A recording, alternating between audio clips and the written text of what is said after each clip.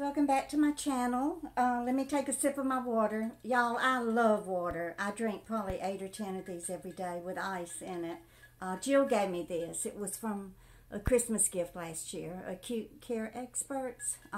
She works for them per diem, but she did used to manage their New York office until she left there and took a job that was a little easier at Winthrop University medical system there on Long Island. But anyway, I wanted to talk to you today about things that that were said to you when you were growing up. Not things that were done to you, more or less, but just words that really hurt you as a child and that continue to just, stab you in the heart today. Have you been able to put those thoughts and those words and those feelings out of your mind? Or when you think of them or something comes along and reminds you of things that were said to you, does it still hurt you? And do you still get depressed over it? Do you let it bother you? Or are you able to laugh about it and let it just roll off your shoulders? How do you handle it? When I was growing up, y'all who have been following me know that I had a pretty, emotionally abusive and physically abusive childhood.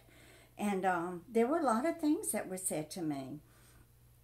You're no good, you're never going to amount to anything, and nobody's going to ever want you when you get older, and just, I can't even remember all the bad things that were said to me. For instance, like if I would misbehave, I was never a bad child, so it wasn't a bad misbehavior, but they always threatened to take me to the Columbia.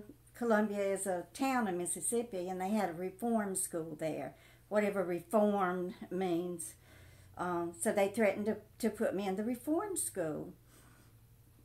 So I had a lot of fear, that made me try to walk a straight line. But I can, other than being told that I was never going to amount to anything, one thing that I remember my mother and father saying was that, when I was born, that I was just, when Glenda Merle was born, that I was just another mouth that they had to feed. And that really, really hurt me. And, I carried that hurt, and it also made me feel guilty because I was born. Like it was my fault that they had to feed this other child in the family. I was the baby. I was, the fourth child born. I had a brother, Malcolm, 12 years older than me, and a sister, Angela, 8 years older, and my sister, Bobby, who y'all have met, 4 years older. So I did carry a lot of guilt for feeling like that I was unwanted, and, I came along and they just had another mouth to feed. But I can guarantee y'all that Glenda Merle didn't eat much. Look at this picture of me. Here I am right here. Look. Little, just skin and bones. My sister Bobby, and that's Dorothy and Lamar. That was taken outside of Ruby Falls that year that Daddy took us to Tennessee for vacation. But anyway, after I married little Scotty, I started having a lot of pain in my jaw and my upper jaw and lower jaw. So I went to the dentist, and it was my wisdom teeth.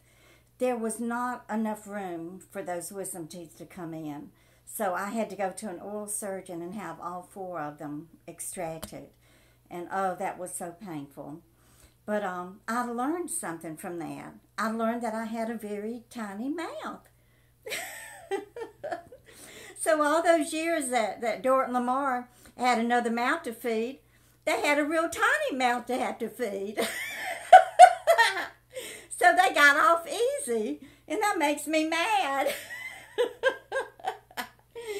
So y'all just keep on coming back. Bye, guys.